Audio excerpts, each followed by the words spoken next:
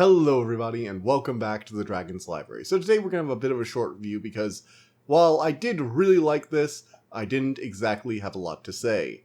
For those of you who didn't read the thumbnail, this is going to be a review of Furiosa, a Mad Max Saga. This is an insane thrill-ride movie, and honestly, it's exactly what I was looking for.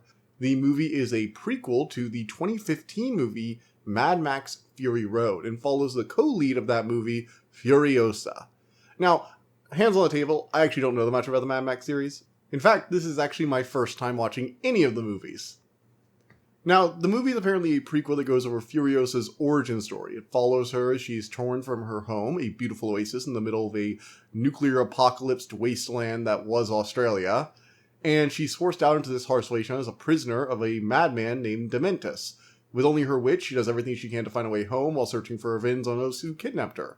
She's eventually sold to Immortan Joe, this giant leader of this last enclave of people living out of this, I guess, water purification plant. It's very unclear.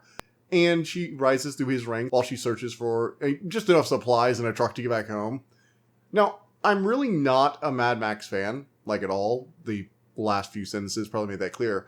I only saw Fury Road after just watching this movie. Honestly, I didn't really need to. Despite being a prequel, it doesn't suffer too much from the prequel curse, where movies like Star Wars prequels, for example, become more about getting all the characters in their places and getting all the backstory quotes, the odd references established. And when they're doing all that stuff, they just kind of forget to tell a good story. This isn't just that, because Furiosa's backstory is, well, it's simple enough. Apparently all she needs to do is get kidnapped and become an imperator. However, this isn't just good, competent writing on a prequel. The reason it feels this way is because this was originally supposed to go back-to-back with Fury Road. Whether it was supposed to go before or after, I cannot actually say, so I'm not even sure whether this was originally designed as a prequel so much as a, hey, here's a new character, and then the next movie will have Mad Max come back. Unfortunately, it was delayed by salary negotiations with George Miller, who directed and co-wrote the movie, based on what I found on Wikipedia and one or two of the reference articles. Don't know the details. So, it's pretty good. In fact, it might have kind of sold me on the Mad Max movies. I'm actually interested to figure it out.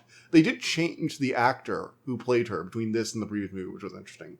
As for the movie itself, man, I really just needed this. There's a reason I haven't done a lot of movie reviews lately. There hasn't really been anything that's made me go, oh, hell yeah, I need to tell everybody about this. And Furiosa is exactly what you want in an action movie. It has a solid plot that makes you feel for Furiosa as a character. Anya Taylor-Joy, the new actor who's playing her, she does a fantastic job playing this character. She replaced Charlize Theron, I believe. And this is the second major role she had this year. She also played the voice of Paul's sister. Not in a physical appearance, but she was the voice of the sister, psychically or whatever, in Dune Part 2. The rest of the cast is also pretty good, but you're mostly there for the villain, Dementus, who's played by Chris Hemsworth, and the guy is just hamming up. It's great. It's so much fun watching the guy that used to be Thor play this hateable asshole who just ruins everything and acts like he's a big shot the whole time. He's basically an evil, incompetent Thor, and it's a blast. I love it. Finally, there is the action itself. This is the kind of thing we are here for. I can't really see a lot of obvious CGI. They're clearly using CGI, but it's not like as blatant as something like Ant-Man and the Wasp, which is nice. And there are some jam-packed action scenes, which is literally just what we're here for. There are two big ones in particular, aside from like the war montage and her hunting down Dementus at the very end.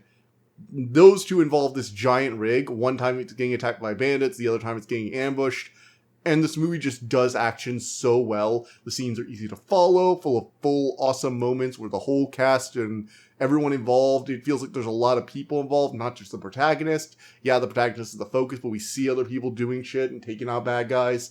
The movie is capable of quieter moments, even outside of these amazing action scenes. Furiosa's desire to return home comes across in a lot of these, and the tragedy of when she loses everything again. She basically tattoos a star map on one of her arms, and, well, if you've seen the previous movie or the prequel's sequel, you know she has a metal arm, and she had to literally remove her own arm to escape a trap, or she would have died.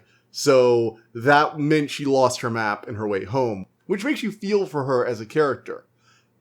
But let's be honest, you're here to watch someone ram explosions and cars together in a satisfying way for an hour and a half, right? well, this movie delivers. It gets an easy 10 out of 10, has good enough writing at least, awesome action, and great characters. The ideal action movie. There really isn't more to say, and quite frankly, if you're even moderately interested in just watching a few things explode and having a good, decent, above average, I keep waffling on this. I'd say above average. Above average is where I'd land. If you're looking for just an above average plot, some explosions, and a handful of heartfelt moments, this movie delivers, and that's all it's trying to be. So I just give it a 10 out of 10. It does what it says on the tin. It's Mad Max Furiosa. There, done. Anyway, moving on from there, we have the announcement. So, I'm going to be going on a vacation in not this coming week, but the week after. I won't be able to get anything out, at least not directly. I have, hopefully, something special planned. See, I have an old book series from my childhood that I recently discovered had an anime. And then I discovered something about the sequel books, which don't have an anime, that made me kind of interested in talking about it in the way that dragons relate to everything I talk about. Anyhow, so I'm looking for potentially either one long video or a double feature that may be ready in time enough so that I can release it, delayed release, while I'm on vacation. So, the book is going to be called Del Toro Quest. It's going to be fun, and I hope you guys will enjoy that. As for the stream, I will not be streaming the 2 weeks I'm out. I'm not sure when it will pick back up, but I will probably post something next week. That'll be like a scheduled stream for when I get back. And when I get back, we're playing Elden Ring. Shadow of the Erd Tree. It's going to be awesome. I've been waiting for this for so long.